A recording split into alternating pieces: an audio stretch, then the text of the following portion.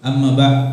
Alhamdulillah, kita diperkumpulkan Allah Subhanahu wa taala ba'da subuh ini dalam rangka bermajelis ilmu, dan insya Allah kita termasuk yang Allah mudahkan, sebagaimana hadis dari Abu Hurairah radhiyallahu anhu, kata Rasulullah sallallahu alaihi wasallam, "Man salaka tariqan yaltamisu fihi ilman sahalallahu bihi tariqan ilal jannah." Hadis riwayat Muslim. Allah akan mudahkan jalan kita menuju surga. Amin ya rabbal alamin. Dan kita termasuk yang disebutkan oleh Allah Subhanahu wa taala di dalam surah Adz-Dzariyat ayat 11, "Yarfa'illahu alladhina amanu minkum walladhina utul ilma darajat." Maka Allah akan mengangkat beberapa derajat bagi kita yang orang-orang yang berilmu dan kita yang menuntut ilmu. Amin ya rabbal alamin. Wa nafiddin, jemaah salat subuh yang dimuliakan Allah Subhanahu wa taala. Alhamdulillah, Al-Ustaz Wahid Hashim Asyrafi LCMA sudah berada di antara kita, dan kita akan mendengarkan kajian yang disampaikan beliau. Mari kita simak bersama-sama, dan mungkin nanti di akhir ada kita berikan sesi tanya jawab, atau Ustadz nanti yang bertanya kepada kita. Jadi agak-agak dijaga matanya kan, nanti khusuk kan, wah tunduk, kita pikir apa gitu kan, karena khusuknya mendengarkan kajian Ustadz, rupanya sudah di alam lain gitu kan. Mari kita simak kajian Al-Ustadz, dan insya Allah bermanfaat, dan kita harapkan keaktifan kita terutama nanti di sesi tanya jawab. Kepada Al-Ustadz dipersilahkan. Kita buka acara. Seperti biasa, mari kita buka majelis kita ini dengan melafazkan basmalah. Biasanya sendiri-sendiri. Mari pandu, sudah bisa ini orang tua soalnya kan.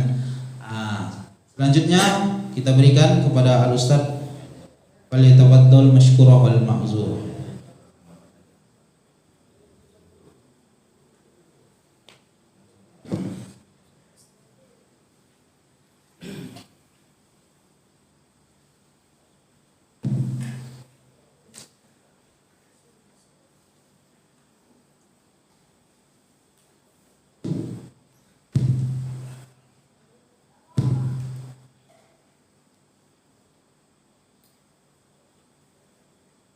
Bismillahirrahmanirrahim. Assalamualaikum warahmatullahi wabarakatuh.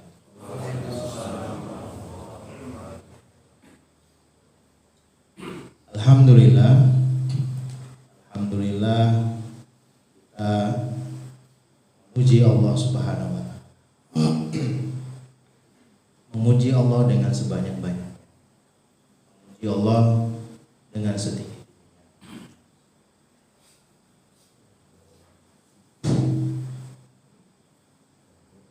Allah Subhanahu wa taala sendiri yang mengajarkan kita bagaimana kita memuji. Kalimat alhamdulillah ini adalah kalimat yang sebenarnya mesti menghiasi hari-hari kita. Kalimat pujian alhamdulillah ini mestinya adalah kalimat yang sehari-harinya menghiasi kehidupan. Karena jemaah sekalian rahmati Allah Subhanahu wa taala, alhamdulillah ini, memuji Allah, bersyukur pada Allah Subhanahu wa taala adalah kunci kehidupan kita, kunci keberhasilan kehidupan.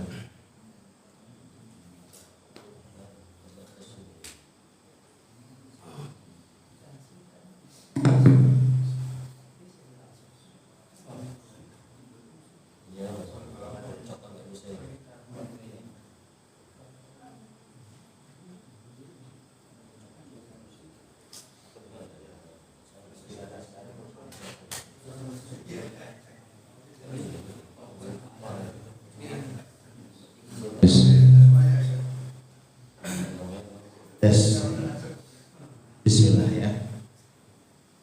Kita lanjut Pak ya, insyaallah. Mudah-mudahan kita semua pada pagi hari ini tetap semangat, tetap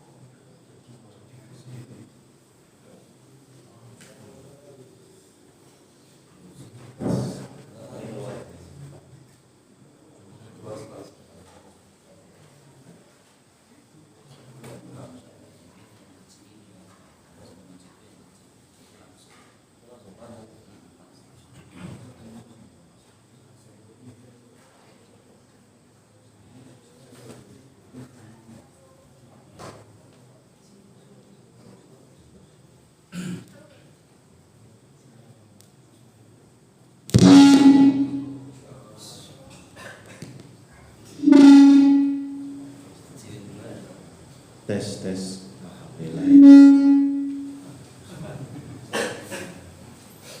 Saya juga takut-takut tiba-tiba dung gitu.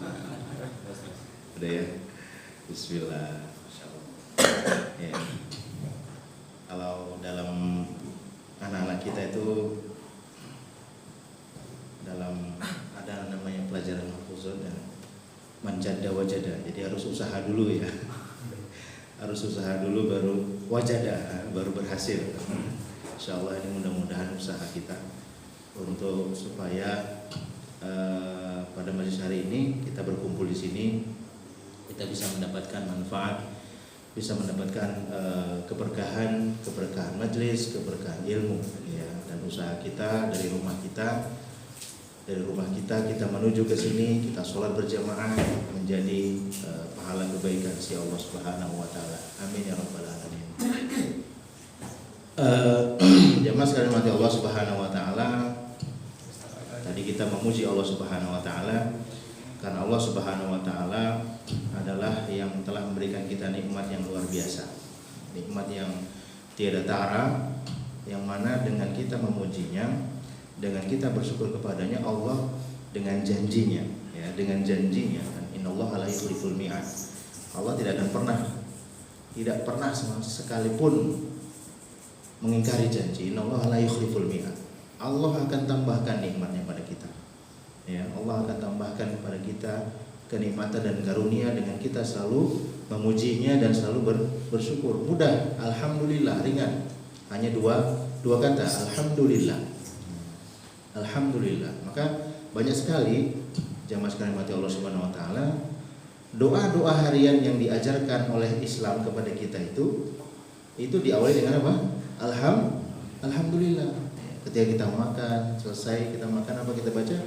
Alhamdulillahilladzi at'amana wa saqana. Kita kaitkan rezeki yang sudah kita nikmati itu dengan memuji Allah Subhanahu wa taala. Ya, keluar dari toilet, alhamdulillahilladzi adhaba 'anil adza. Kita kaitkan dengan pujian Allah ya. Terus semua kehidupan kita sehari-hari memang mestinya dihiasi dengan kalimat ini, baik dia doa-doa khusus seperti tadi atau umum saja, alhamdulillah. Bahkan sekalipun kita dalam kondisi diuji oleh Allah, dalam kondisi musibah, sakit atau apapun itu, kita juga dianjurkan untuk alhamdulillah ala kulli hal. Ya. Alhamdulillah ala kulli hal. Apapun keadaannya, alhamdulillah, segala puji bagi Allah. Karena begini, jamaah sekalian mati Allah Subhanahu wa taala, keadaan baik, keadaan buruk itu kan menurut kacamata kita. Nah, keadaan baik atau keadaan buruk itu kan menurut kacamata kita, belum tentu itu menurut Allah. Ya. Makanya dalam jihad fisabilillah, ketika Allah mewajibkan jihad itu dalam kacamata kita itu kan meresikokan, ya. meresikokan diri kita ke dalam tempat yang itu bisa jadi kita mati, berbahaya kan, minimal terluka kalaupun tak selamat kan begitu, atau bisa juga kita kehilangan nyawa. Makanya wa huwa kurhun lakum, kata Allah Subhanahu wa taala jihad itu. Tapi di mata kita itu kelihatannya berbahaya, kelihatannya tidak baik, tapi menurut Allah itu dzirwatu sanamil Islam. Jihad itu adalah setinggi-tingginya puncak keislaman. Ya. Nah itu makanya alhamdulillah kita selalu memuji, ya, meninggikan Allah Subhanahu wa taala. Kemudian selawat serta salam selalu kita aturkan kepada Nabi kita Muhammad SAW. Beliau adalah manusia terbaik dan beliau adalah suri teladan terbaik. Antum mau cari apa, ada pada beliau. Antum mau cari contoh apa, semua ada pada beliau. Ya, antum mau jadi suami yang baik, berarti berkaca kepada Rasulullah adalah suami terbaik. Nah, ya, khairukum li ahlihi wa ana khairukum li ahli, kata beliau. Ya, sebaik-baik kalian adalah yang terbaik buat keluarganya, dan aku adalah contoh orang yang terbaik kepada keluargaku. Nah, contoh apa lagi? Banyak. Menjadi ayah, bagaimana supaya menjadi ayah terbaik? Siapa contohnya? Ya Rasul juga. Menjadi pedagang, mau jadi pedagang yang soleh, siapa contohnya? Rasul juga. Karena beliau bahkan sebelum diangkat jadi nabi, beliau itu berdagang. Bahkan dagangannya bukan dari modal sendiri, dari modal Siti Khadijah radhiyallahu anha. Ya, dagang amanah, untung, jujur, masya Allah. Contoh terbaik. Bahkan yang paling tinggi sekalipun, yang paling masalah paling besar sekalipun dalam kepemimpinan, memimpin negara. Ya, kalau sekarang mungkin presiden, raja atau perdana menteri, siapa contoh terbaik? Rasulullah. Ketika beliau memimpin, menjalankan pemerintahan, itu Rasulullah. Maka beliau adalah manusia terbaik. Pada dirinya terdapat semua contoh kebaikan. Tak ada sedikit pun yang kebaikan itu kecuali beliau contohnya. Ya, maka beruntunglah, ya, bagi mereka-mereka yang menjadikan Rasulullah SAW sebagai satu-satunya teladan bagi kehidupannya. Ya, karena ada istilah kan, buah mangga jatuh tak jauh dari pohonnya, kan begitu. Nah, ibarat kalau Rasulullah itu pohon mangga, maka kita harus menjadi buah mangganya agar kita tidak jauh-jauh dari pohon mangga itu. Iya, mencontoh seperti itu. Dan celaka bagi mereka-mereka yang tidak menjadikan beliau sebagai apa? Sebagai contoh, sebagai suri teladan. Ya. Sallallahu alaihi wasallam. Barang siapa yang berselawat kepada beliau sekali berselawat pada beliau, Allah balas dengan apa? 10 kali rahmat. Bayangin, sekali kita berselawat, ya, itu juga mudah. Ya, enggak perlu tenaga yang ekstra, tidak perlu mengeluarkan kesusahan, kepayahan, hanya berselawat Allahumma sholli ala Muhammad, Allahumma sholli ala Muhammad. Sekali saja Allah balas dengan 10 kali. Bayangkan satu rahmat saja itu udah luar biasa bagi kita. Antum tahu, antum nggak bisa masuk surga kecuali dengan rahmat Allah. Antum nggak bisa masuk surga dengan sholat antum, dengan puasa antum, zakat antum, sedekah antum, enggak. Ya, itu udah jelaskan oleh Rasulullah SAW. Kita masuk surga dengan apa? Rahmat Allah. Hanya saja jangan pula ini jadikan alasan. Udahlah, tidak usah sholat, toh bukan inilah kita jalan ke surga kan gitu. Udahlah, apapun nggak usah puasa, karena kan bukan untuk masuk surga puasa itu. Nah itu kan ada subhat juga kan. Nah, karena kan masuk surga itu karena rahmat Allah. Tapi ingat, untuk mereka-mereka yang salah pemahaman ini kita katakan, sebagaimana para ulama mengatakan, rahmat Allah itu qoribun minal muhsinin. Rahmat Allah itu dekat bagi orang-orang yang berbuat ihsan. Nah, ini dia. Ya, perbuatan ihsan, orang-orang yang berbuat ihsan, orang yang sholat itu ihsan, orang-orang yang puasa itu ihsan. Ya. Jadi kalau tidak berbuat ihsan, maka rahmat Allah pun menjauh. Dan salah satu ihsan, perbuatan ihsan yang baik yang akan mendatangkan rahmat Allah bahkan 10 kali lipat adalah kita memperbanyak selawat kepada Nabi kita Muhammad sallallahu alaihi wasallam. Ya. Nah, itu amalan yang luar biasa sallallahu alaihi wasallam. Semoga kita menjadi umatnya. Semoga kita juga dibangkitkan nanti, dimudahkan kita untuk selalu mengikuti sunnah-sunnahnya, petunjuk-petunjuknya, dan pada hari kiamat nanti kita dibangkitkan Allah Subhanahu wa taala bersama beliau dan kita diberikan karunia minum dari telaga beliau yang mana sekali minum itu tidak akan pernah kita kehausan selamanya. Cangkir yang disediakan dalam telaga itu bi'adadin nujum bis sama, sebanyak bintang-bintang di langit.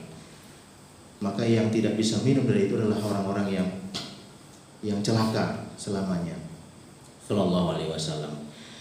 Jamaah sekalian mati Allah Subhanahu wa taala, pada pagi hari ini kita di sini berkumpul di sini di majelis ini, tentunya kita berharap pertama kali kepada Allah Subhanahu wa taala agar Allah meluruskan niat kita, ya. Agar Allah meluruskan niat kita, agar kita diistiqomahkan dalam keikhlasan. Karena segala amal kebajikan itu baterainya adalah keikhlasan. Ya, antum mau baterai apa? Lithium atau baterai yang super atau menjadi power bank kan gitu kan. Itu keikhlasan. Ya, semakin tinggi keikhlasan kita, semakin ringan kita dalam mengerjakan kebajikan. Ya. Termasuk diantaranya adalah istiqomah kita dalam menjalankan kewajiban sholat. Ya. Sholat yang telah Allah perintahkan, yang Allah wajibkan kepada kita, sholat 5 waktu. Apalagi dengan berjamaah, khusus bagi kaum laki-laki berjamaah di masjid. Ya. Dalam sebuah hadis Rasulullah SAW mengatakan bahwasanya atani Jibril, telah datang kepadaku malaikat Jibril alaihissalam, dan dia mengatakan, ya Muhammad, wahai Muhammad, Allah Subhanahu wa taala yaqul, ya, Allah Azza wa Jalla yaqul, Allah Subhanahu wa taala mengatakan, berfirman, inni qad faratu ala ummatik, sungguhnya aku telah mewajibkan pada umatmu wahai Muhammad 5 salawatin, 5 salat, ya, yang kita ketahui, yang mana itu kewajibannya khusus langsung tanpa perantara antara Rasul dengan Allah Subhanahu wa taala, langsung dalam Isra Mi'raj, ya. 5 salat telah aku wajibkan kepada umatmu. Nah, ini bapak-bapak insya Allah masih kuat ya, insya Allah ya. Masih hidup baterainya Pak, bawa power bank enggak? Masya Allah. Nanti seperti yang dikatakan tadi, nanti jangan-jangan sudah pindah ke alam lain ini. Mudah-mudahan tidak ya. Masya Allah. 5 waktu, soal 5 waktu. Ya. Faman wafa, barang siapa yang menunaikannya, ya, barang siapa yang menunaikannya, menjalankannya, mengerjakannya dengan baik, ya, sesuai dengan yang dituntunkan, sesuai dengan yang diminta, biwudu'ihinna wa awqatihinna wa ruku'ihinna wa sujudihinna. Jadi ditunaikan dengan baik dari mulai wudunya. Jadi sholat itu bukan dari takbiratul ihram sebenarnya. Ya memang kalau dalam fikihnya memang dari takbiratul ihram, tapi bagi kita sholat itu kapan dimulainya? Ketika dari wudu. Ya, karena kunci sholat itu adalah bersucinya dari situ. Ya makanya kalau para salaf dulu sholat khusyuknya itu dimulai kapan? Dimulai ketika akan berwudu. Para sahabat dulu ketika akan berwudu itu udah fokusnya untuk sholat. Ya.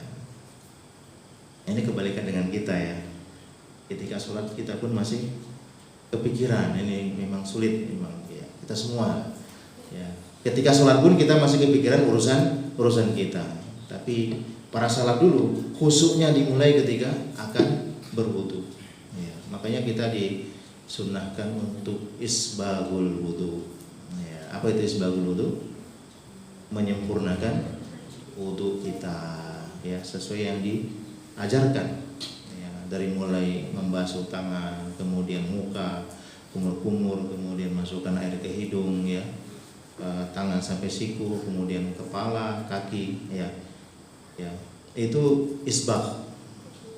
Dan salah satu ciri atau tanda umat Nabi Muhammad adalah bekas wudunya pada hari kiamat. Nah, itu akan ghurran muhajjalin, yaitu apa? Bercahaya.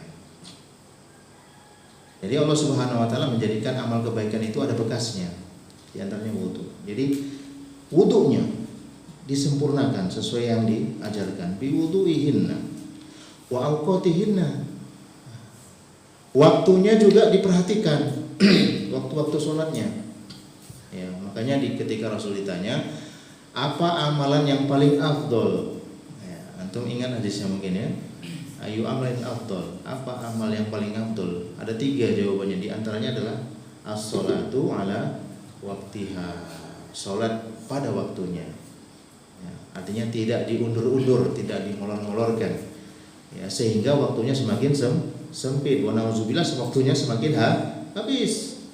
Nah, maka itu nanti masuk ke fawailul lil musallin. Maka di sini kata dalam hadis qudsi ini Allah mengatakan bi awqatihinna, dan juga waktunya. Wa ruku'ihinna wa sujudihinna. Termasuk yang harus diperhatikan betul-betul adalah ketika kita sholat itu, ya, sampai kepada rukuknya dan sujudnya. Jadi rukun-rukunnya itu dikerjakan dengan sebenar-benarnya.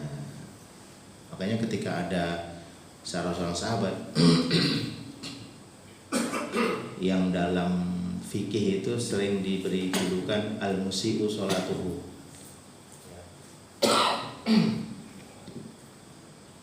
yang sholatnya itu salah atau sholatnya itu kurang baik.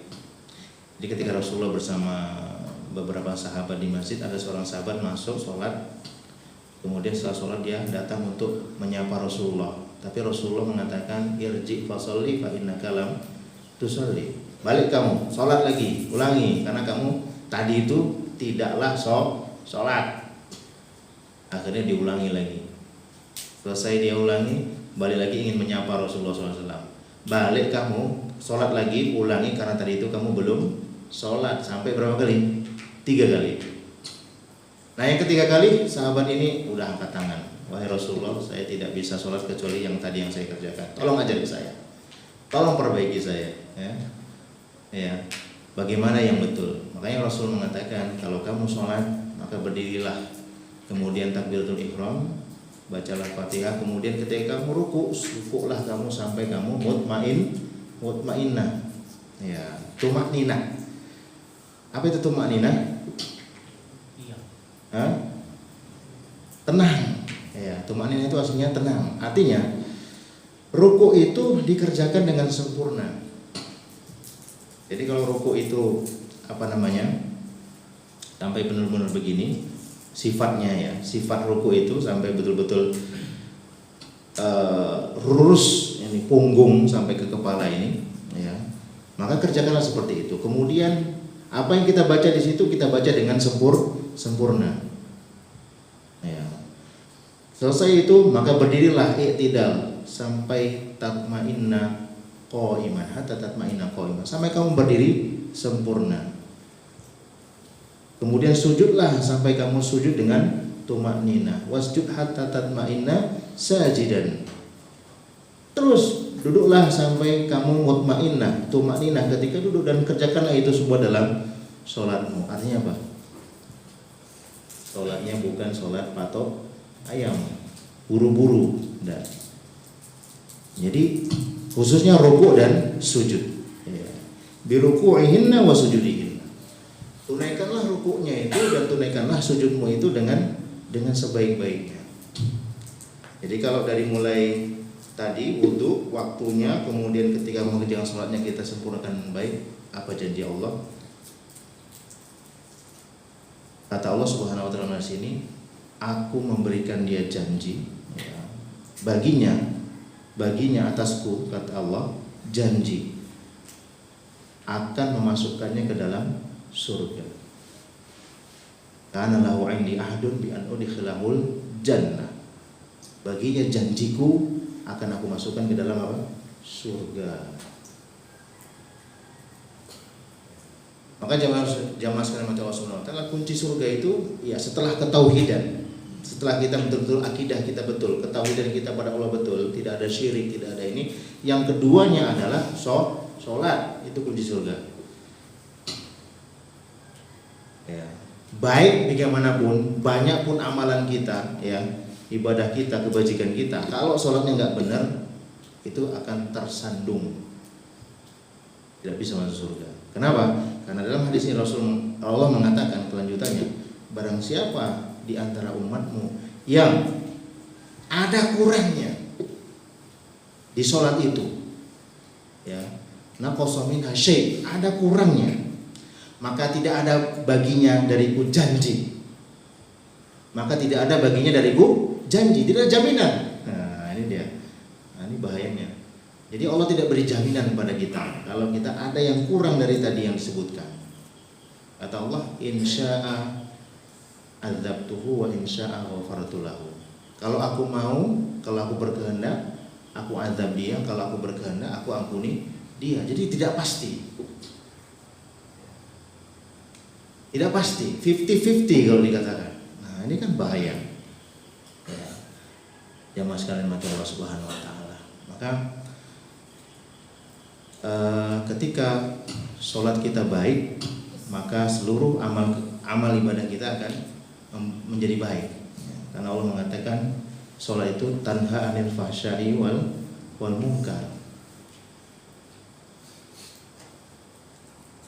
Kenapa dalam kita beribadah khususnya sholat itu kita masih merasakan sulit untuk khusyuk atau sulit untuk fokus atau masih berat, ya. Atau bahkan lebih lagi masih molor waktunya, masih ada yang bolong-bolong atau bagaimana? Itu kenapa? Karena masih ada dosa kita kepada Allah Subhanahu wa taala yang belum kita bersihkan. Ya, masih ada dosa kita yang belum kita taubatkan. Ya. Itu yang membuat kita berat untuk melakukan ibadah. Termasuk diantaranya sholat.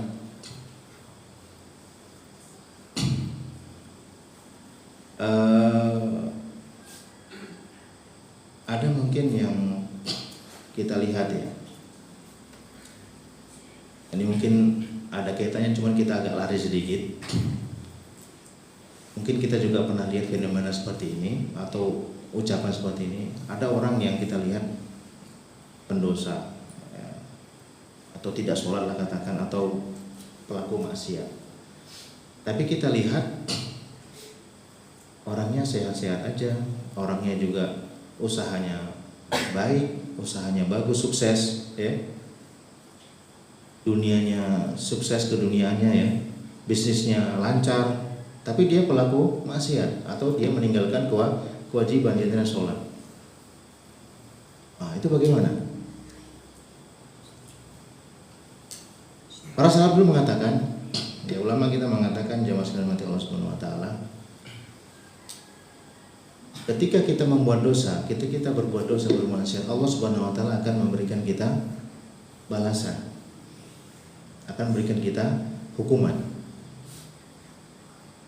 Dan hukuman kemaksiatan yang paling berat adalah ketika manusia itu merasa nyaman dengan maksiat itu. Ya, ketika manusia itu merasa nyaman dengan maksiat itu hukuman kemaksiatan terbesar sebenarnya. Nah, Allah Subhanahu wa taala ketika menginginkan seorang hamba itu baik, maka Allah akan mudahkan jalan kebaikan padanya.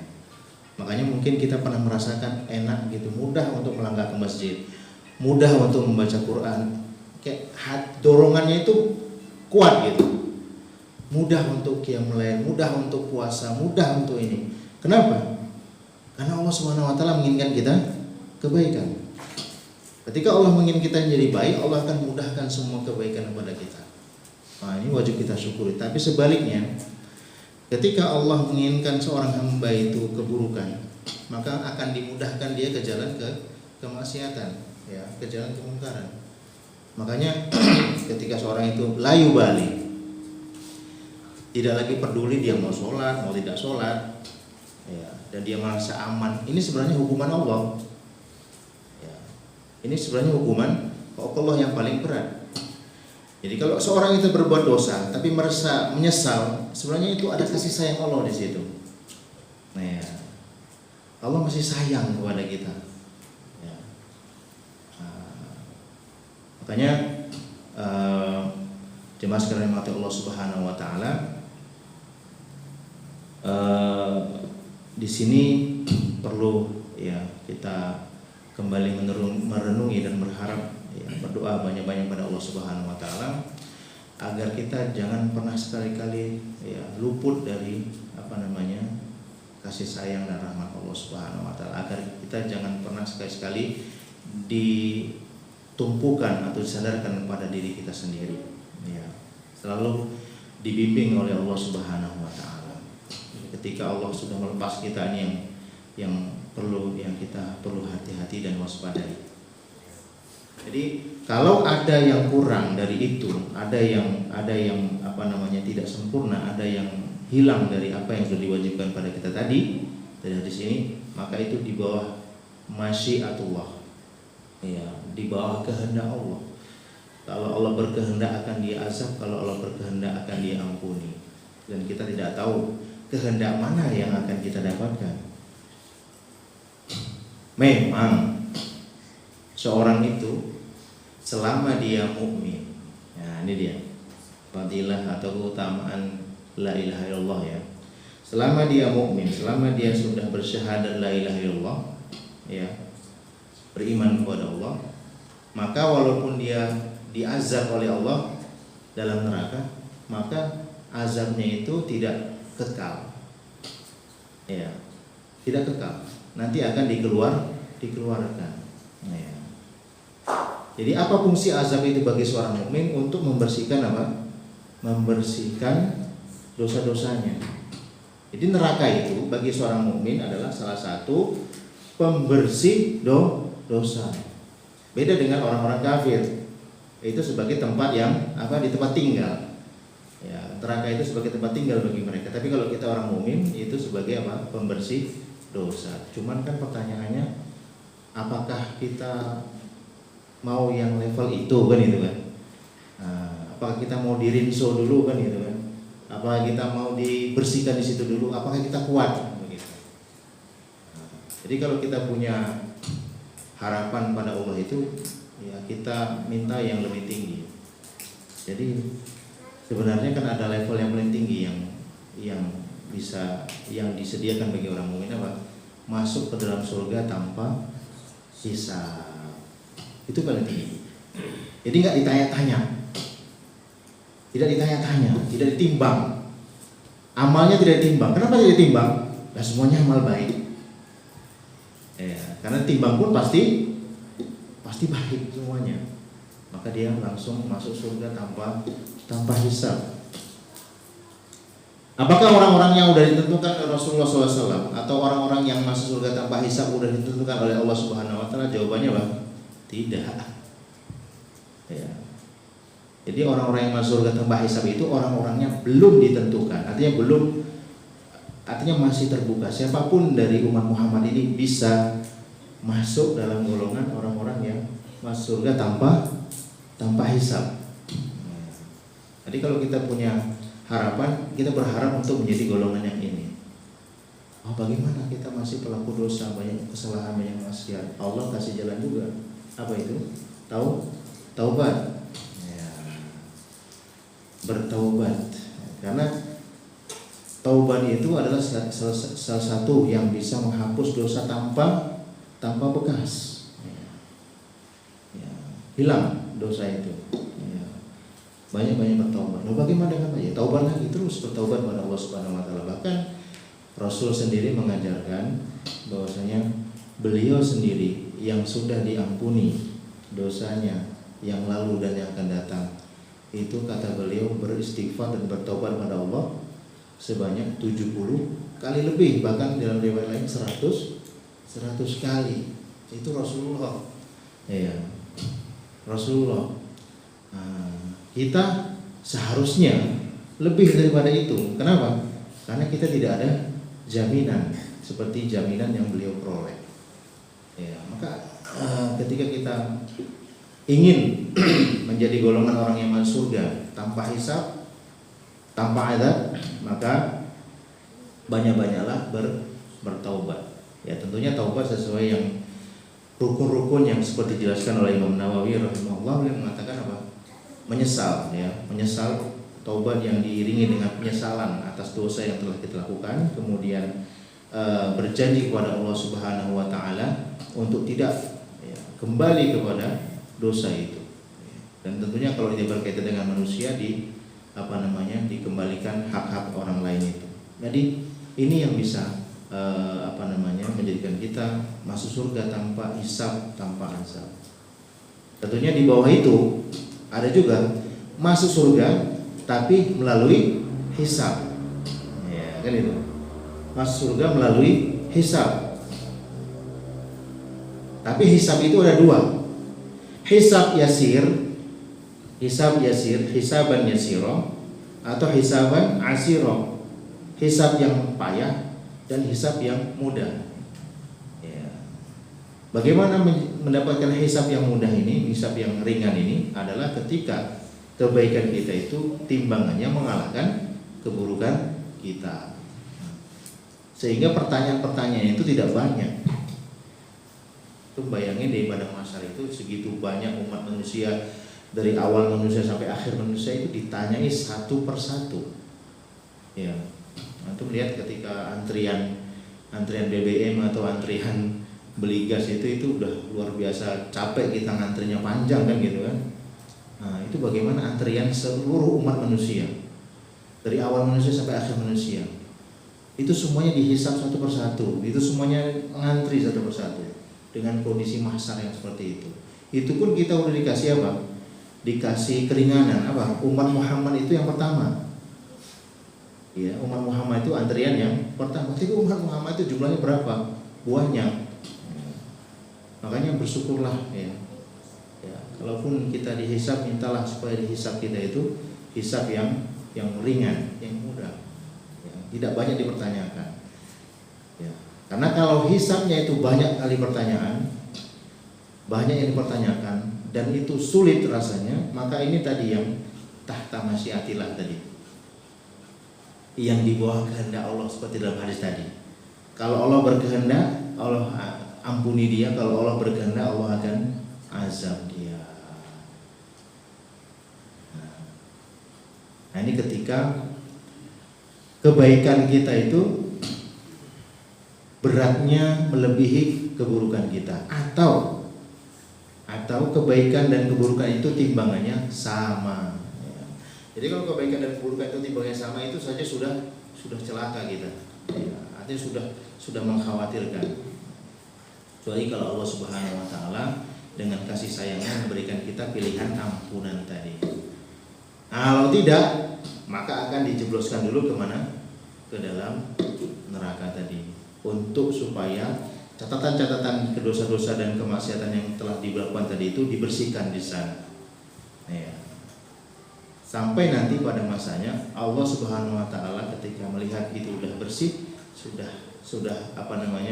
sudah hilang ya, kotoran-kotoran dosa itu, maka dia akan dikeluarkan dari neraka itu. Nah, ketika dikeluarkan dari neraka akan dimasukkan ke mana? Ke dalam surganya Allah Subhanahu wa taala. Dalam sebuah hadis Rasulullah SAW mengatakan, Allah mengatakan, memerintahkan kepada malaikatnya, akhrij, keluarkan dari neraka, mangkana fi qalbihi mithqala dzarratin min iman. Mithqala dzarratin min iman. keluarkan dari neraka itu semua yang ada di hatinya, walaupun iman, walaupun seberat biji sawi atau bijian yang paling ringan, kecil. Itu iman yang sebesar biji sawi itu iman yang bagaimana? Itu iman yang paling ringan, paling jauh, ya. Yang paling rendah sekali. Keluarkan semua itu dari neraka. Ya. Walaupun iman yang kecil itu keluarkan semua, maka dikeluarkan mereka semua. Ketika dikeluarkan kondisinya bagaimana? Gosong, sudah menjadi arang. Ya. Kecuali bekas anggota wudunya, semuanya sudah menjadi arang. Ya memang dikeluarkan juga, tapi azabnya itu berat. Ya, azabnya itu berat. Maka setelah itu mereka akan dimasukkan ke dalam sungai kehidupan namanya Nahrul Haya, kemudian tumbuh lagi jasadnya itu, kulitnya itu tumbuh lagi seperti sedia kala. Kemudian mereka dimasukkan ke dalam surga, maka tersisalah dan neraka itu orang-orang kafir, orang-orang musyrik dan orang-orang munafik, mereka kekal di sana. Na'udzubillah, tsumma na'udzubillah. Maka ketauhidan, iman itu adalah suatu yang paling berharga yang Allah anugerahkan kepada kita, yang itu harus kita jaga sampai kita mati. Jangan sampai ada yang bisa membatalkan keimanan kita itu. Karena ada pembatal-pembatal keimanan, pembatal-pembatal la ilaha illallah. Banyak sekali. Ya, itu maka perlu kita pelajari dan perlu kita ketahui apa saja pembatal-pembatal itu, sehingga modal dasar iman kita itu bisa kita pertahankan sampai kita ketemu Allah Subhanahu wa taala. Ya. Tentunya ketika dalam kita mempertahankan keimanan itu banyak sekali rintangan-rintangan dan cobaan-cobaan. Bahkan sampai kita sakarat pun. Ya. Bahkan dalam kita sakarat, justru ketika kita sakarat itu ujian keimanan itu yang paling berat. Ya, ujian keimanan itu yang paling berat. Maka dalam hadis itu disebutkan bahwasanya seorang muslim atau seorang mukmin ketika dia sakarat itu apa? Di keningnya itu keluar apa? Keringat, arqul jabin. Antum kalau berkeringat itu tandanya apa? Kalau sekarang kan kita nggak berkeringat, ya. Karena ini kita nggak ada yang berkeringat, nggak ada yang berkeringat. Kenapa kita berkeringat? Biasanya capek kerja, ya, panas terik kerja, nyampol atau kerja berat, berkeringat. Ya, badan capek keluarlah keringat. Nah, ketika seorang mukmin, ketika dia sekarat, ketika dia meninggal, itu kata Rasulullah di keningnya itu keluar keringat. Apa makna hadis ini? Ujian, tantangan atau cobaan seorang mukmin ketika sholat itu jauh lebih berat. Saking beratnya itu keluar keringat. Makanya itu jangan terkecoh. Ketika ada orang kafir mungkin ya. Ketika ada orang kafir, kok mudah matinya itu kok mudah.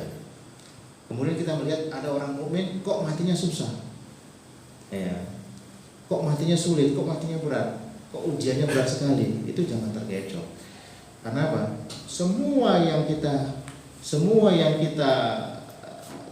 menimpa kita, semua yang memberatkan kita itu adalah peringan kita nanti di sana di akhirat, penghapus dosa semuanya itu. Ya. Makanya nggak jadi patokan, yang udah pernah saya sampaikan kayaknya, nggak jadi patokan seorang itu sebelum meninggal apakah sakit dulu, apakah ini dulu, itu nggak jadi patokan seorang itu menjadi baik atau tidak baik. Itu jangan pula antum nanti sumbernya itu majalah Hidayat atau film-film sinetron-sinetron yang azab-azab itu bukan referensi, tidak seperti itu. Karena Rasulullah SAW itu ketika sebelum meninggal sakit dalam waktu yang lama. Ya, Rasulullah sendiri manusia terbaik, sebelum beliau meninggal itu beliau sakit berat, bahkan sampai pingsan tuh beliau. Ya, sampai dipapah begitu, dipapah oleh para sahabat untuk masjid sholat, bahkan terakhir udah sulit sekali, bahkan disuruh Abu Bakar untuk menggantikan beliau sebagai imam. Jadi tidak patokan. Justru ketika kita mendapatkan cobaan seperti itu adalah penghapus dosa bagi kita. Tapi jangan pula ya kita minta supaya kita diuji, jangan. Mintalah afiyah. Mintalah keselamatan, mintalah kesehatan, minta. Ya. Tapi ketika diuji itu, yakinlah bahwasanya itu sebagai peringan kita nanti pada hari kiamat. Itu orang kafir, ya memang dia orang kafir, nggak ada butuh Allah Subhanahu Wa Taala sama mereka. Dibutuhkan, toh nanti juga dia akan mendapatkan azab. Dan semua kebaikan orang kafir itu mungkin ada orang kafir yang berinfak, ada orang kafir yang berbakti pada orang tuanya, ada kan? Allah Maha Adil, Allah kasih balasannya di mana? Di dunia, dia lancarkan usahanya. Tapi itu selesai, di dunia selesai. Nanti di akhirat ketika dia akan bertanya, ya Allah, ya, saya dulu pernah membantu berinfak untuk ini, saya pernah berbakti pada orang tua ini, maka akan dijawab oleh Allah Subhanahu Wa Taala, kamu di dunia udah dapat sehat, kamu di dunia udah dapat kelancaran rezeki, kamu udah dapat usaha lancar segala macam, selesai, bahkan minus gitu, kan gitu kan? Setinggi-tingginya amal kebajikan kita itu dibanding dengan nikmat Allah itu minus semuanya.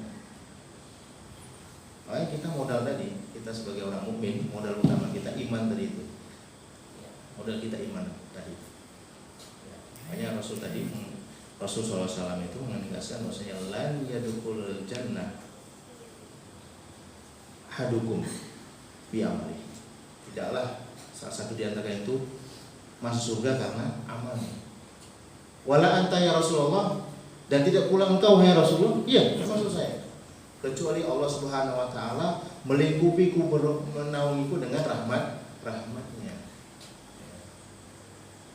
Maka bersyukurlah ketika Allah Subhanahu Wa Taala memberikan kita kemudahan untuk mengerjakan kebajikan. Ketika kita dari rumah tadi pagi, ini hari tadi, Allah bangunkan kita. Allah mudahkan melangkah untuk mungkin masih ada waktu untuk sholat malam atau sholat witir. Itu patut kita syukuri jemaah sekalian. Artinya Allah ingin kita baik. Kemudian Allah mudahkan kita untuk berwudu, kemudian mengambil kendaraan kita atau jalan untuk ke tempat ini untuk sholat berjamaah. Bersyukur pada Allah Subhanahu Wa Taala. Allah ingin kita baik. Ikut imam sholat di sini, kemudian kita setelah itu berzikir. Apalagi ditambah dengan kita duduk. Sabar kita sambil ngantuk-ngantuk, tapi bisa kita duduk minimal walaupun ngantuk dapat berkah majelis. Iya, dapat berkah majelis. Ya sahabat dulu juga ngantuk-ngantuk. Ya, apalagi sahabat sebagian besar mereka itu petani. Kaum Ansor itu rata-rata apa? Petani. Ya, itu bayangin petani, ya itu kerjanya kan berat. Sholat berjamaah lagi segala macam itu ya sambil ngantuk-ngantuk, tapi nggak ada masalah. Ya, nggak ada masalah. Selama Allah Subhanahu Wa Taala masih memudahkan kita untuk kebaikan, insya Allah kalau kita syukuri maka Allah akan terus tambah kebaikannya. Karena la in syakartum la azidannakum wa la in kafartum inna adzabi lasyadid. Terus bersyukur, kuncinya adalah alhamdulillah, alhamdulillah, alhamdulillah. Allah akan tambahkan. Baik jemaah sekalian Allah Subhanahu Wa Taala, mudah-mudahan sedikit yang bisa kita sampaikan ini. Wah, Ustaz kok sedikit tapi panjang, Ustaz. Memang panjang, tapi banyak ngomongnya. Mudah-mudahan, tapi isinya mungkin sedikit ya, karena kita tidak banyak lah dari ilmu yang bisa disampaikan. Mungkin apa yang sedikit ini ya bisa bermanfaat buat kita. Ya, walau alam. Ya, semoga Allah senantiasa memberikan kita pertama kesehatan, yang kedua istiqomah. Ya, istiqomah di jalan kebaikan, dan mudah-mudahan kita nanti di hari kiamat kita dimudahkan Allah Subhanahu Wa Taala dan kita semua dikumpulkan dalam surganya bersama Rasulullah, para sahabat dan orang-orang soleh. Amin ya rabbal alamin. Ini kalau ada pertanyaan kami persilakan. Assalamualaikum warahmatullahi wabarakatuh.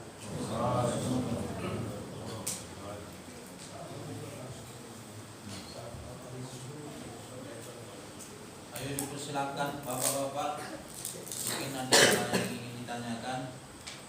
Kita maksimalkan paling banyak 3 lah ya, 3 orang. Sebelum pertanyaan, silakan diminum minumannya.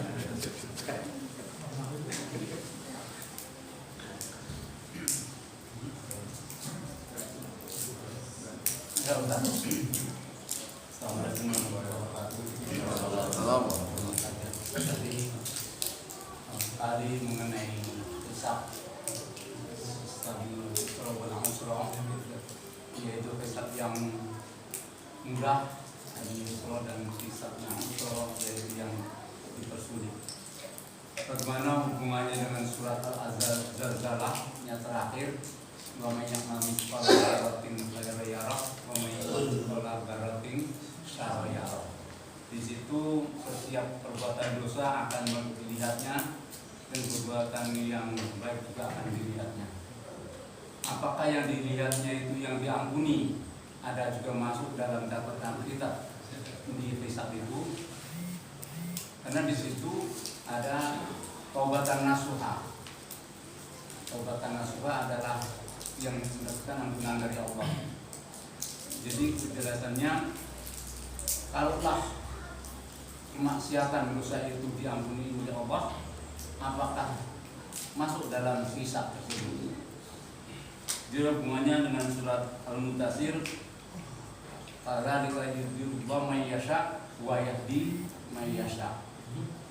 Allah adalah menyesatkan atau mendololkan siapa yang dikehendaki dan memberi petunjuk kepada yang dikehendaki. Jadi bagaimana kaitannya surat tersebut dengan orang-orang yang berdosa tapi sudah bertobat, apakah masuk dalam kitab yang di dalam hisab? Terima kasih Ustaz. Assalamualaikum warahmatullahi wabarakatuh.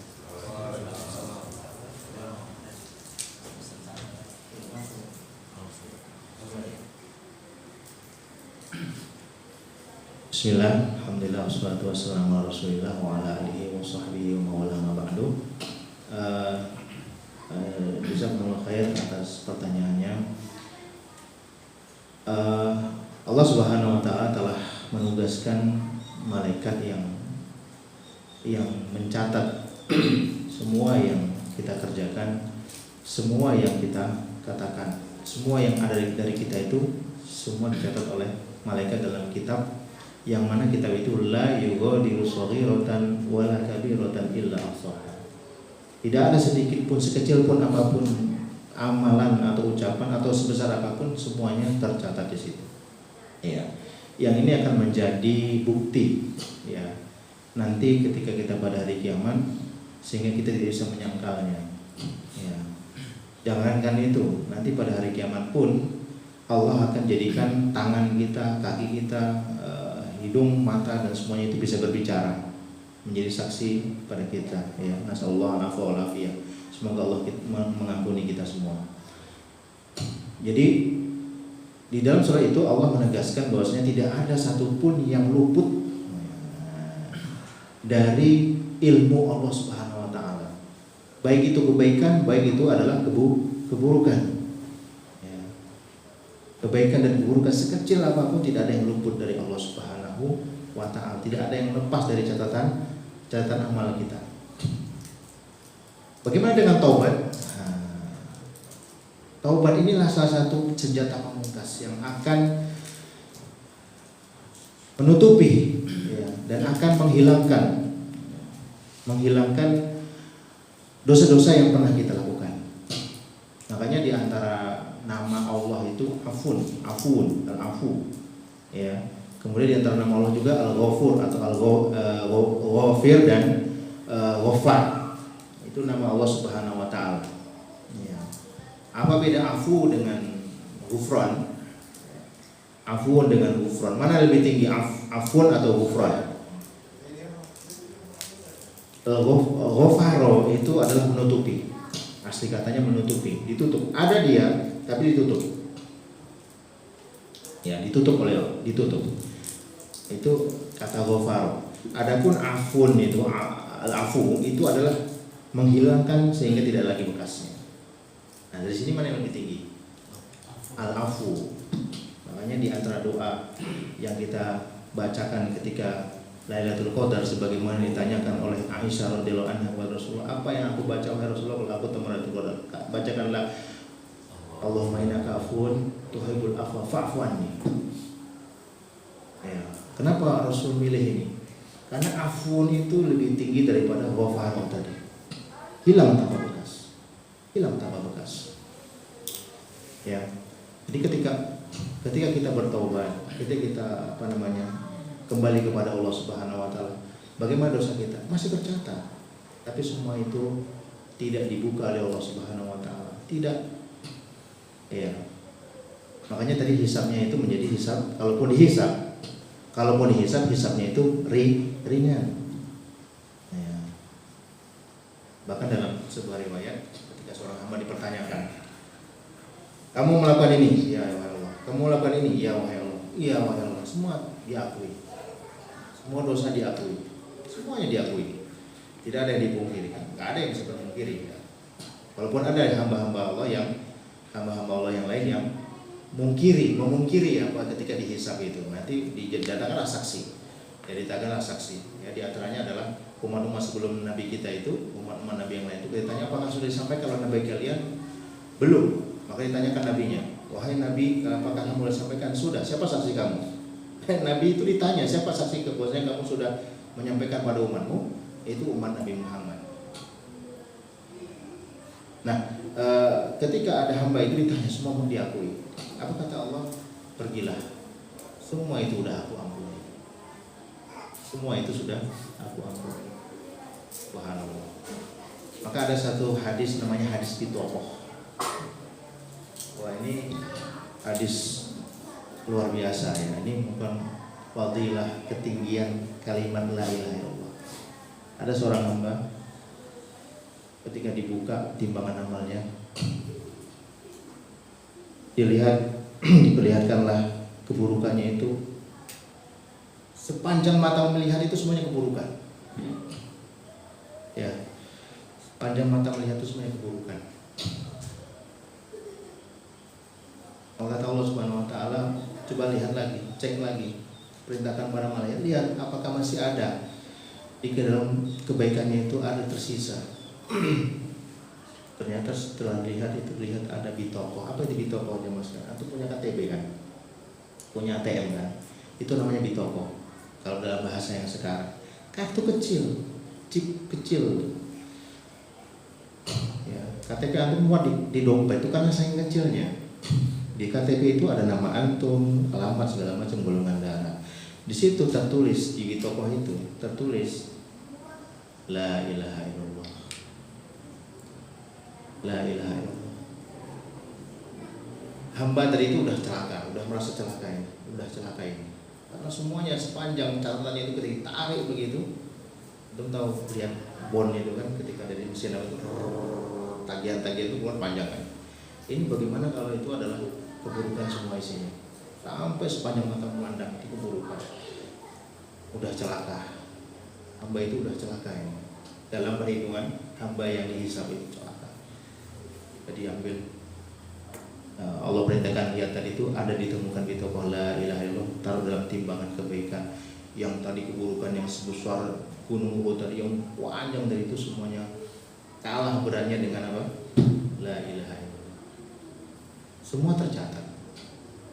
Kitab yang menjadi catatan itu la yughadiru shaghiratan wala kabiratan illa ahsaha. Sedikit pun sekecil apapun tidak ada yang terlewati. Tapi Allah Subhanahu wa taala punya nama Afun, punya sifat Afun, punya sifat Ghafur. Itu ditutup oleh Allah Subhanahu wa taala. Itu ditutup, ya. Itu semua ditutup. Bahkan Afun Allah Subhanahu wa taala dihilangkan tanpa bekas. Makanya salah satu yang kita minta pada Allah SWT agar kita ini aib kita ditutup di dunia dan juga di akhirat. Dan salah satu amalan yang bisa menutup aib kita di akhirat adalah kita menutupi aib saudara kita. Man satara an muslim satarallahu yaumil qiyamah. Siapa menutupi aib saudaranya, tutupnya, maka aib dia nanti pada hari kiamat ditutup oleh Allah Subhanahu wa taala. Ditutup. Tidak terlihat. Ya. Maka tadi kaitannya Bapak ya, dan menjamaskan mata Allah Subhanahu wa taala Semua itu tercatat oleh Allah Subhanahu wa taala. Tidak ada yang terlepas dari ilmu, ya, dari ilmu Allah Subhanahu wa taala. Allah Subhanahu wa taala Maha mengetahui. Namun dari itu semua ada yang Allah tutup, ada yang Allah tidak perhatikan, bahkan ada yang Allah hilangkan sama sekali. Itu orang-orang yang bertobat dengan taubat dan nasuh dan Allah karuniakan masuk dalam surga tanpa hisab. Karena manusia tidak ada yang tidak pernah berbuat salah. Tidak ada manusia yang tidak berbuat. Bahkan para nabi pun, para rasul pun, mereka ketika pada hari kiamat, ketika di mahsyar, ingat semua yang mereka anggap salah padahal tidak salah. Mungkin tambah sedikit, mudah-mudahan nggak memanjangkan ya. Ketika nanti di padang mahsyar itu Allah biarkan manusia itu dalam kebingungan, nggak jelas kita mau diapain. Maka manusia-manusia mendatangi para nabi untuk minta pada Allah Subhanahu wa taala supaya disegerakan hisab. Jangan ditunda-tunda. Ya, jangan terlalu lama. Maka mereka mulai datang kepada Nabi Adam. Nabi Adam tidak sanggup, aku tidak bisa memberikan kalian syafaat, tidak bisa minta pada Allah. Karena aku ingat, antum tahu cerita Nabi Adam ketika dilarang untuk makan buah dari pohon itu. Itu beliau ingat, tidak berani. Datang kepada Nabi Nuh begitu juga. Datang kepada Nabi Ibrahim, menyampaikan uzurnya. Nah, saya pernah berbohong pada Allah 3 kali. Padahal itu bukan bohong, itu sebagai tauriah kalau dalam bahasa kita. Ada tiga yang salah satunya adalah ketika beliau memecahkan berhala-berhala kecil kemudian mengalungkan itu kan, ada tauriah di situ, bukan bohong sebenarnya. Ya, itu bisa baca cerita Nabi Ibrahim sampai nanti kepada terakhirnya Nabi Muhammad. Kemudian beliau bersujud, kemudian mulailah Allah Subhanahu wa taala memberikan atau memulai hisab. Artinya tidak ada manusia yang tidak pernah salah. Bahkan para nabi pun mereka juga berat, mereka juga mengakui bahkan mereka salah. Namun Allah Subhanahu wa taala punya sifat Ghafur, punya sifat Afun. Dan kedua sifat ini yang betul-betul kita harapkan agar bisa mengalir kepada kita, agar kita termasuk orang yang mendapat karunia, mendapatkan afunnya Allah dan mendapat ghufronnya Allah Subhanahu wa taala. Wallahu alam. Mungkin ini yang bisa kami sampaikan. Assalamualaikum warahmatullahi wabarakatuh. Silakan. Ada maksimal 3 Ustaz. Ya, 1 2 lagi pas, Pak. Pertanyaannya, Pak, Ustaz, kita pernah membaca dan mendengar pertolongan sahabat-sahabat yang bersama majelis atau sahabat-sahabat yang soleh. Oh, dia si fulan pernah bersamaku dulu dalam satu majelis. Ya Allah, tolong angkat dia, kembalikan dia. Apakah pertolongan sahabat kita itu berlaku seketika atau setelah dosa sahabat itu diampuni Allah SWT baru diangkat ke sungai kehidupan tadi atau ke surganya Allah SWT?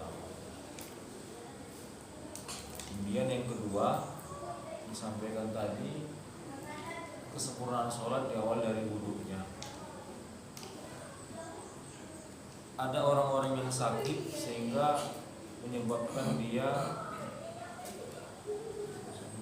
kepastian bersuci diragukan, pakai pampers misalnya, sehingga akhir hayatnya itu pada jam-jam tertentu, waktu zuhur, waktu asar, kita nggak tahu, kita nggak bisa ngawasin apakah memang udah diganti pampers atau tidak, sampailah ajalnya. Sementara setahu kita dia selama ini adalah orang yang sholat. Apakah mungkin dia sedang sholat dengan ada istilah berbaring atau dengan kedipan mata, tapi disertai dengan najis akibat buang air kecil tadi? Apakah itu diterima Allah SWT atau bagaimana keadaan orang yang meninggal seperti itu, yang kita yakini sepanjang hidupnya dia orang yang sholat, orang yang taat, tapi di akhir hayatnya kita saksikan sakitnya itu mengeluarkan najis yang mungkin tidak berhenti. Di waktu sholat itu juga dia kita saksikan meninggal dunia. Demikian, terima kasih. Ini berarti udah 2 pertanyaan. 2 Ustaz, pas 3 ya.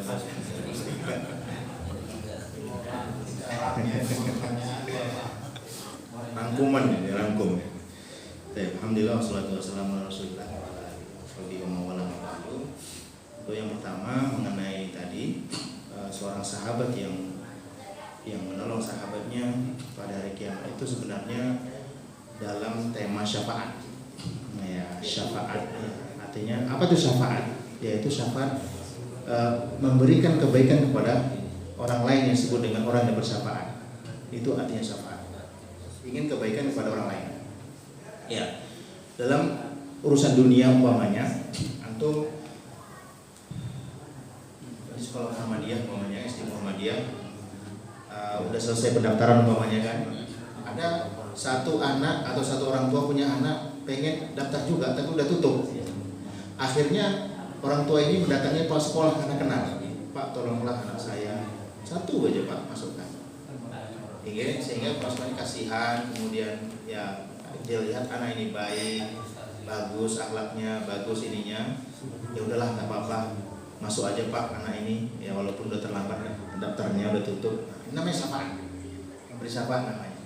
Makanya syafaat itu ada dua macam, memberi syafaat kebaikan kayak tadi, ada memberi syafaat keburukan, itu namanya nepotisme kan gitu kan, kong kali kong istilahnya. Nah, ini nggak boleh.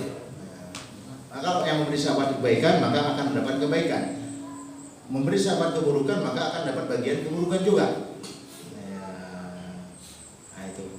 Nah nanti pada hari akhirat itu ada syafaat, dan syafaat itu ada macam-macam. Namun di antara syafaat itu ada yang khusus untuk Nabi kita Muhammad SAW. Ada beberapa syafaat yang khusus untuk beliau. Salah satunya adalah syafaat pembuka pintu surga, al-jannah. Nanti bahkan ketika orang-orang mukmin soleh itu sudah sampai selamat di barang sirat, kemudian di depan pintu surga itu surga belum terbuka, masih nunggu lagi, tak terbuka. Sampai datanglah Nabi kita Muhammad SAW. Dialah yang berhak yang ditentukan oleh Allah SWT untuk membuka pintu surga, maka terbukalah. Ini syafaat yang hanya khusus Rasulullah SAW. Di antara contoh syafaat lagi yang khusus beliau adalah syafaat beliau kepada pamannya Abu Thalib yang meninggal dalam keadaan musyrik, yang sepanjang hidupnya itu dia persembahkan untuk menolong, ya, membantu dan melindungi ponakannya Rasulullah SAW dan dakwah, walaupun beliau sendiri tidak masuk Islam sampai akhir hayatnya. Ya, bahkan ketika mati, ketika diijab untuk syahadat tak mau. Saat tidak mau. Akhirnya ketika Rasulullah ingin mintakan ampun, Allah nggak kasih izin. Hanya satu syafaat Rasulullah yang beliau kasih, yang dikasih oleh Allah untuk beliau itu ringan, azab yang paling ringan, azab ahli neraka yang paling ringan, yaitu beliau diberikan terompah atau sandal dari api neraka yang beliau pakai. Ketika beliau pakai itu mendidih otaknya. Itu azab paling ringan, itu sampai abadan, ya, selama-lamanya seperti itu. Nah, ini contoh-contoh syafaat yang khusus. Ya. Di antara syafaat yang khusus tadi adalah syafaat Rasulullah SAW pada seluruh umat manusia agar segera dimulai hisab tadi, ketika manusia itu tidak dalam kepastian, nggak jelas di padang mahsyar ketika dibangkitkan mau diapain. Maka Rasulullah SAW memberikan syafaat pada seluruh umat manusia untuk segera dimulai hisab. Ini khusus pada beliau. Namun syafaat-syafaat yang lain itu tidak khusus buat beliau. Bisa untuk beliau dan untuk yang lain. Ya, di antaranya syafaat penduduk surga. Di tingkatan bawah bisa dapat syafaat untuk naik tingkatan di atasnya. Bisa. Bila ada di atasnya itu orang baik itu Rasulullah atau orang soleh atau siapapun yang memberikan syafaat, minta kepada Allah SWT untuk saudaranya itu dinaikkan. Ada syafaat orang yang sebenarnya akan mendapatkan azab, dimasukkan neraka, tapi karena syafaat bisa jadi Rasulullah SAW, karena itu umatnya tidak jadi untuk dimasukkan ke dalam neraka, masukkan ke dalam surga. Atau bahkan ketika sudah masuk neraka pun diberikan syafaat oleh Allah Subhanahu wa Ta'ala, oleh Rasulullah SAW atau yang lain untuk dikeluarkan dari neraka. Jadi ini tidak khusus pada Rasulullah SAW. Bisa ayah kepada anaknya, anak kepada ayahnya, suami kepada istrinya, istri kepada suaminya, atau sahabat. Makanya perlunya kita itu untuk mencari teman yang baik itu seperti itu. Ya. mencari teman yang baik, mencari teman yang soleh. Karena teman yang soleh ini kekal ya, tidak hanya untuk kemaslahatan duniawi, tapi kemaslahatan iman kita dan kemaslahatan ukhrawi kita. Akan mencari.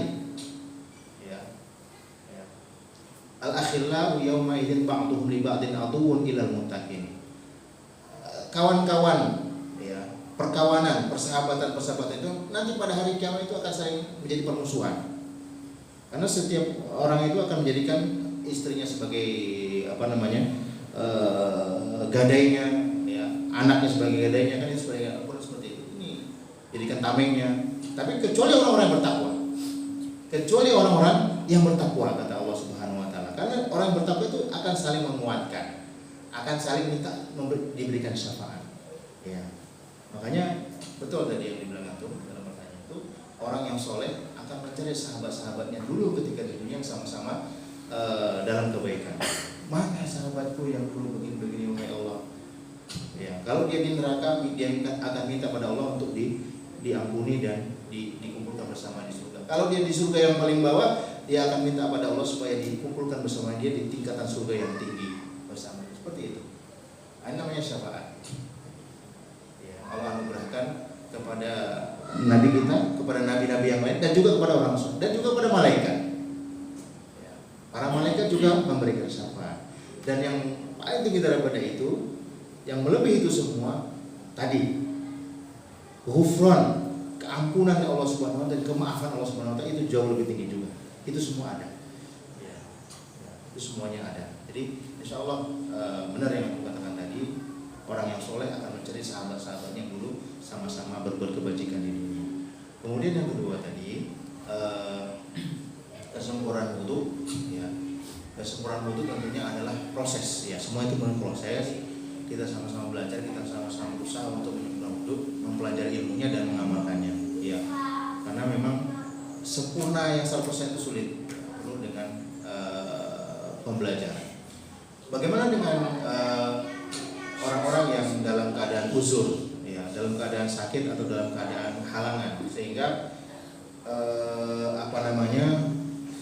wudunya tidak sempurna, ya. Wudunya tidak sempurna.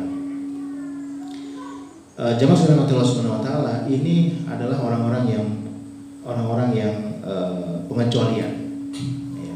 Mereka ini orang-orang pengecualian dan mereka mendapatkan rukhsah namanya, ya. Nggak bisa pakai air, bisa tayamum. Kalau ada luka, kan biasanya ada luka yang nggak boleh kena air sehingga harus dibalur seperti itu. Nah ini boleh hanya diusap saja. Loh bagaimana? Nggak sempurna dong wudunya? Tetap sempurna. Ya. Makanya kuncinya adalah supaya kita ketika dalam kondisi uzur, ketika dalam kondisi halangan kita tetap mendapatkan pahala sempurna adalah ketika kita sehat, kita sempurna. Ya. Ketika kita masih sehat walafiat, kita sempurnakan ibadah kita, wudu kita sempurna, sholat kita sempurna. Supaya apa? Ketika kita dalam kondisi sakit, walaupun kita tidak bisa mengerjakannya dengan sempurna, kita mendapatkan tetap pahala sempurna. Makanya orang yang sakit itu walaupun semuanya duduk, kawannya sholat berdiri, itu sama. Nah itu sama, ya. Sama-sama mendapatkan pahala yang sempurna. Ya. Wudunya nggak sempurna, ya. Wudunya nggak bisa sempurna karena sakit, karena ini. Bahkan walaupun harus pakai pempes, kan ada orang yang sakit namanya silatul baul. Dia pipisnya itu udah nggak bisa dikotor lagi kerannya, ya. Keluar saya dengan tidak terasa. Itu rukhsah, tidak ada masalah. Walaupun sholat dalam keadaan najis tidak masalah. Ya. Loh bagaimana dengan pahalanya? Tetap sempurna insyaallah. Tetap sempurna. Maka dalam hadis Rasulullah mengatakan, "Idza maridal abdu aw safa." Kalau seorang hamba itu sakit atau musafir, sakit dan musafir, itu kan sholatnya pasti berbeda. Wudunya bisa jadi berbeda, puasanya juga berbeda, bisa jadi dia buka, bisa dinosor, ya kan, bisa dijamak, ya gitu.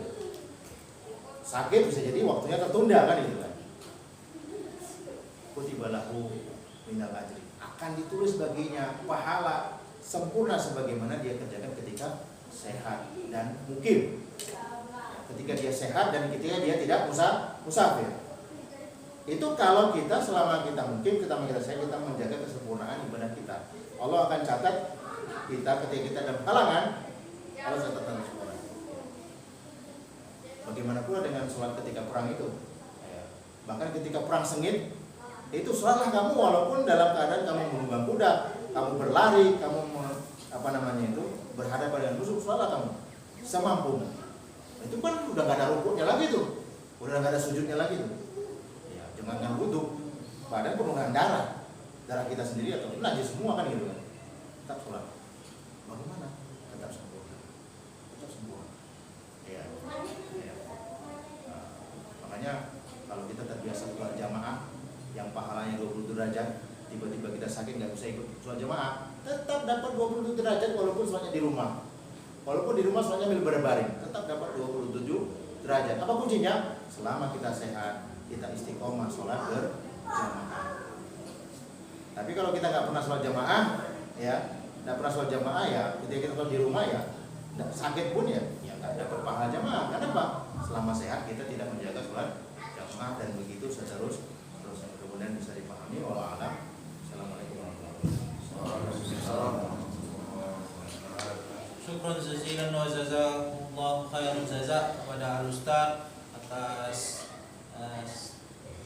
syiar atau materi yang telah disampaikan kepada kita semua, dan maka kita cukupkan sampai di sini saja kajian kita, dan insya Allah kita semua menunggu kabar waktu-waktu kapan lagi kita bermajelis dimanapun dan kapanpun, dan insya Allah kami tetap memberikan informasi dan kabar berita tersebut. Dan jangan lupa kami juga mari kita mengajak kepada Bapak sekalian, mari dukung kajian kita ini melalui media sosial, ada akunnya Koin Dakwah. Kemudian kami persilahkan juga kepada saudara-saudara sekalian untuk berpartisipasi atau investasi akhirat untuk kemajuan dakwah kita, baik itu kebutuhan operasional dan lain sebagainya. Nah, jadi mari kita sama-sama, ini untuk kita semua, untuk kebaikan kita semua, dan insya Allah bermanfaat dan memberikan kebaikan yang meluas insya Allah.